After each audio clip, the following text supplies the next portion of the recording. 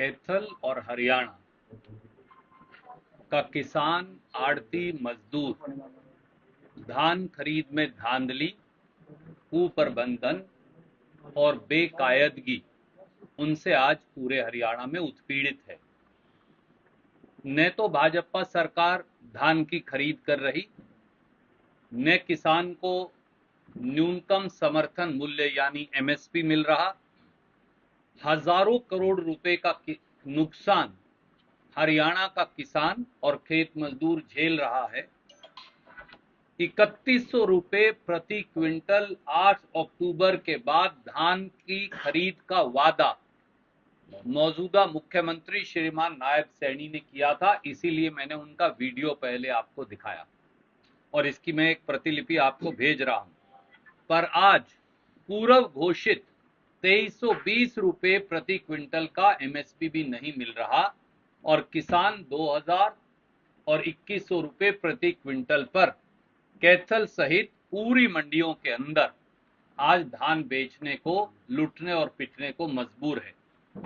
यही नहीं, जो 1509 किस्म का सुपीरियर क्वालिटी का धान है वो पिछले साल के मुकाबले में 500 से 600 रुपए प्रति क्विंटल कम बिक रहा है। 2700 और 2800 रुपए प्रति क्विंटल पे पिछले साल 3300 और 3400 रुपए प्रति क्विंटल बिका था। भाजपा सरकार की धांधली, कुप्रबंधन और बेकायदगी, मैं तीनों शब्द सोच समझकर इस्तेमाल कर रहा हूं। उसके 3 पहलू हैं। पहला, पीआर धान एमएसपी से 150 से 200 रुपया प्रति क्विंटल कम बिक रहा है। बीजेपी सरकार ने, जैसा आपने देखा, वायदा किया था कि 8 अक्टूबर के बाद हरियाणा में धान की फसल का 3100 रुपए प्रति क्विंटल एमएसपी मिलेगा। मैंने आपको मौजूदा मुख्यमंत्री का बाकायदा वीडियो दिखाया जो वायदा सार्वजनिक तौर से किया गया था। पर कैथल सहित पूरे हरियाणा में धान 2100 रुपए से 2200 रुपए प्रति क्विंटल के बीच में बिका है। 50% से ज्यादा धान की फसल बाजार में आ चुकी और बिक चुकी। सबसे ज्यादा नुकसान मोटी परमल किस्म के पीआर धान में हुआ है। किसान हताश है, आड़ती मजबूर है और मजदूर बेजार है, परंतु कोई सुनने वाला नहीं। सरकार चैन की बंसी बजा रही है और मंत्री और मंत्रिमंडल के महकमों की मलाईदार बंटवारे का खेल खेल रही है। क्या श्रीमान नायब सैनी बताएंगे कि, 2 सीधे सवाल हैं। नंबर 1, क्या हरियाणा के पीआर उत्पादक किसान को 3100 रुपए प्रति क्विंटल का भाव मिलेगा, जैसा 8 अक्टूबर के बाद देने का बीजेपी ने चुनाव में वादा किया था? और जो किसान 2100 और 2200 रुपए पे अपना धान बेच चुका, क्या उसको उसके फार्म 17 के आधार पर 3100 और 2100 के बीच का डिफरेंस जो है वो सरकार उसके खाते में जमा करवाएगी? दूसरी बात, 10 दिन या उससे भी अधिक से अधिकतर मंडियों में कैथल सहित उठान नहीं हो रहा, किसान का भुगतान नहीं हो रहा, आड़ती को आड़त नहीं मिल रही। आप बाहर जाकर देख लीजिए, आज कैथल की अनाज मंडी और चारों तरफ की सड़कों पर पांव धरने की जगह नहीं।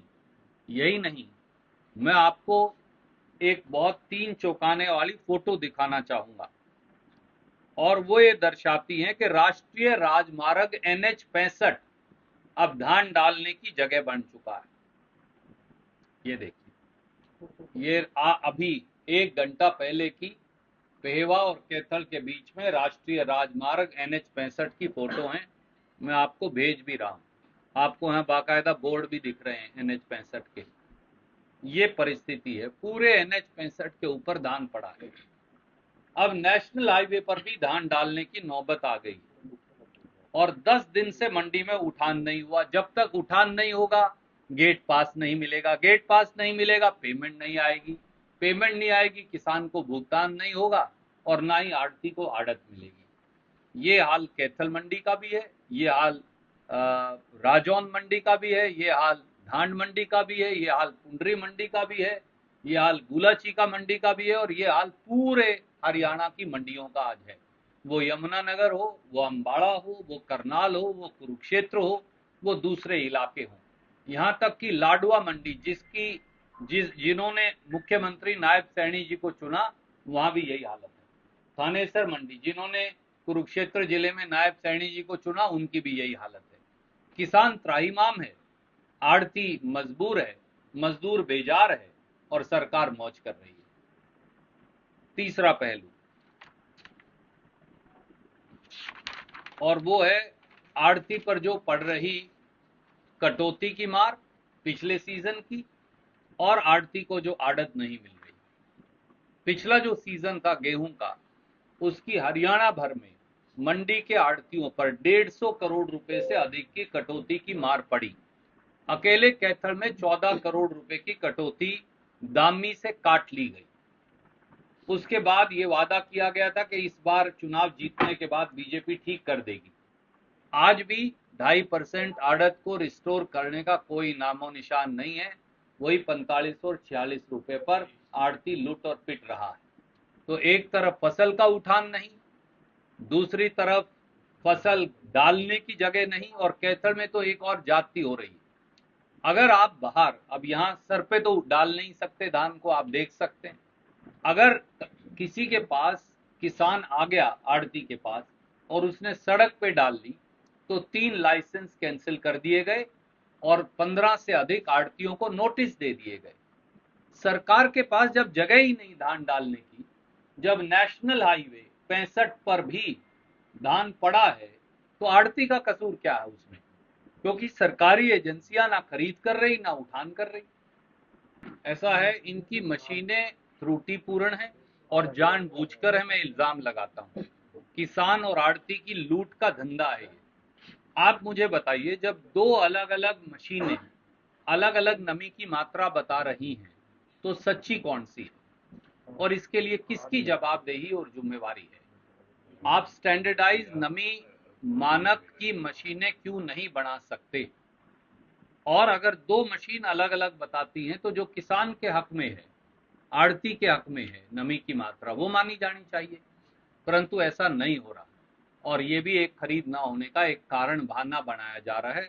आइडिया केवल ये है, ये चाहते हैं कि किसान की फसल एमएसपी पर भी ना बिके 2320 के, और ये उसे 2000 और 2100 रुपए बिकवाकर ये धांधली कर रहे हैं। एक बहुत बड़ा घोटाला है, हजारों करोड़ का, जो हरियाणा के किसान के साथ हो रहा है। नमी के नाम पर भी, कीमत के नाम पर भी, खरीद के नाम पर भी, उठान के नाम पर भी, पेमेंट के नाम पर भी, ये सब उसके जुड़े हुए पहलू।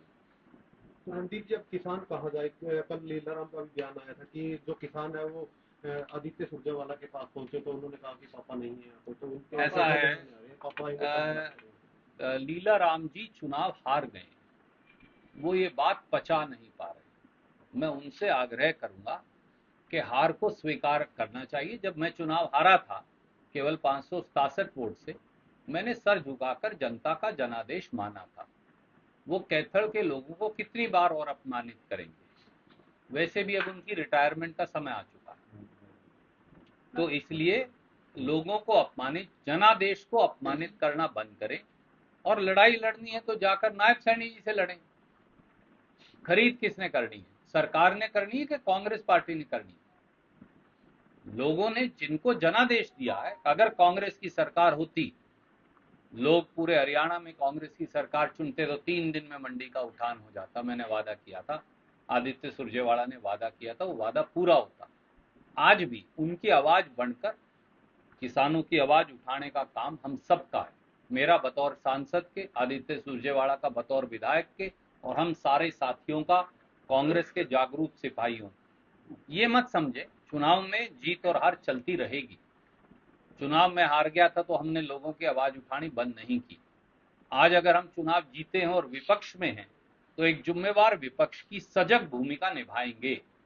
अगर वो ये समझते हैं कि वो मखौल उड़ाकर, लोगों के जनादेश का मजाक उड़ाकर, कैथल के लोगों को अपमानित करके लीलाराम अपनी हार को पचा लेंगे, तो वो गलत फहमी के शिकार हैं। तो किसान कहाँ जाए? किसान दोनों तरफ किसान को न्याय देना पड़ेगा, बीजेपी की सरकार को मैंने इसीलिए आपको पहले वीडियो दिखाया। जो व्यक्ति मुख्यमंत्री चुना गया है उस व्यक्ति ने ये वादा किया था वोट लेने से पहले कि 3100 रुपया प्रति क्विंटल किसान को फसल की कीमत मिलेगी। हमारा काम है एक सजग विपक्ष के तौर पर सरकार के कान, आंख और नाक खोल के रखना। तो हम ये कह रहे हैं 3100 रुपया प्रति क्विंटल दीजिए। जिस किसान को 2320 भी नहीं मिला उसका जो डिफरेंस है 3100 में से 2170, 2150, 2100 जो मिला वो उसे दीजिए और आड़ती की आड़त दीजिए और उठान करवाइए। 48 घंटे के अंदर उठान करवाना चाहिए। सरकार चाहे तो क्या नहीं हो सकता। दुर्भाग्य ये है कि वो पोर्टफोलियो खेल रहे हैं, मंत्री पद खेल रहे हैं और उन्हें हरियाणा के लोगों से कोई वास्ता नहीं। वो समझते हैं कि लोगों का बेवकूफ बनाकर लोगों को जात पात के आधार पर विभाजित करके उन्होंने वोट ले लिए हरियाणा के लोगों के, इसलिए अब कोई काम करने की जरूरत नहीं रही। तो वो एक गलत फहमी के शिकार ना रहें। विपक्ष एक सजग और सक्रिय भूमिका निभाएगा। देखिए, कांग्रेस की सरकार आते आते चली गई, तो क्या मंथन किया, क्या आउटपुट? देखिए, इस खड़गे जी और राहुल गांधी जी के स्तर पर ये मंथन चल रहा है बाकायदा, और जैसे ही वो कोई निर्णय करेंगे आपको पता चल जाएगा, हमें भी पता चल जाएगा। गुरनाम चड्ढूनी का बयान आया कि प्रियंका गांधी को आगे आना चाहिए, राहुल गांधी को पीछे हटना चाहिए। देखिए, वो हमारी पार्टी में नहीं है, उनकी अलग पार्टी है, वो अपनी राय रख सकते हैं। मैं क्यों उनके साथ वाद विवाद में पड़ूं? उन्होंने कहा कि कांग्रेस की हार का मुख्य कारण जो है भूपेंद्र हुड्डा रहे। देखिए, मैंने इसीलिए कहा चड्ढूनी साहब किसान नेता हैं, बतौर किसान नेता मैं उनका आदर करता हूं, पर वो एक अलग राजनीतिक दल में है, तो मैं उनके साथ क्यों वाद विवाद में पड़ूं? सरकार का सजा आड़ती को, ये एक नया धंधा चला रखा है बीजेपी की सरकार ने। कसूर सरकार का और सजा आड़ती को मिलने लग रही है। क्यों? कहाँ डालें? यहाँ डाल सकते हैं, अपने सर पर रखकर धान बेच सकते हैं क्या? जब जगह ही नहीं है तो सड़क पर डालना पड़ेगा। वो NH 65 पर डाल तो रखा है, आपको मैंने बाकायदा फोटो दिखाई। तो ऐसे में हमारी मांग है कि बीजेपी सरकार अपनी कुंभकर्णी नींद से जागे, जश्न के माहौल से बाहर आए और किसान को 3100 रुपया प्रति क्विंटल धान की कीमत दे, और जिस किसान ने 150 और 200 रुपए क्विंटल के नुकसान पर बेच चुका है PR धान जो है, वो उसको भी फार्म 17 के आधार पर बाकायदा बाकी पैसा बकाया जो है डिफरेंस वो उसके खाते में जमा कराया जाए। आड़ती की 2.5% आड़त रिस्टोर हो और पूरे हरियाणा में कहीं भी अगर धान डालने की जरूरत हो तो बाकायदा सड़कों का ट्रैफिक अगर बंद करना पड़े एक तरफ का, तो उसे बंद करके उसे टेम्परेरी फंड और मार्केट कमेटी घोषित किया जाए, क्योंकि नहीं तो कहां डालेंगे। कैथल की अनाज मंडी का तो कई गुना नुकसान हो गया। 40% धान आया ही नहीं हमारी मंडी में, बाहर जाके किसी कहीं दूसरी मंडियों में बेच दिया गया। नुकसान किसका हुआ? सबसे पहले तो किसान का हुआ, ट्रांसपोर्टेशन लगी, डीजल लगा। दूसरा आड़ती का हुआ, अगर उसके पास धान आएगा ही नहीं तो वो आड़त कैसे लेगा, जो उसे पहले ही 2.5% से 45-46 रुपया कर दिए प्रति क्विंटल, अब उसे वो भी नहीं मिल रही। मजदूर का क्या होगा, झराई वाले का क्या होगा, तुलाई वाले का क्या होगा, मुनीम का क्या होगा? सबके पेट पर बीजेपी लात मार रही है। और ये बजाय इस पर गौर करने के बीजेपी की सरकार जो है वो पोर्टफोलियो खेल रही है। पूरा बहुमत है, सरकार बनानी चाहिए थी, परंतु कभी दिल्ली बुला लेते हैं, कभी चंडीगढ़ बुला लेते हैं, कभी मुहूर्त निकलवा लेते हैं, कभी मंत्री की लिस्ट बना लेते हैं, कभी फाड़ देते हैं, कभी पोर्टफोलियो बांट रहे हैं, एक दूसरे से जूतम पजार हो रही है, लोग मर रहे हैं।